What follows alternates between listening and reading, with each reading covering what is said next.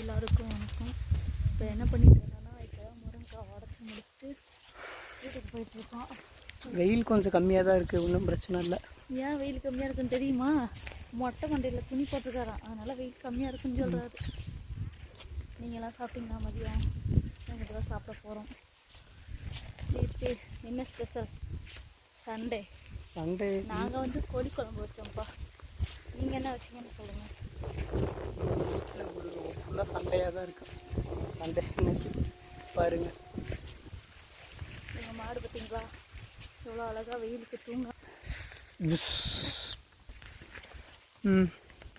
வெயிலுக்கு அந்த மாடு தூக்கம் இல்லையா, இந்த 2 மாடும் படுத்துருக்கு. ஓகே, வேற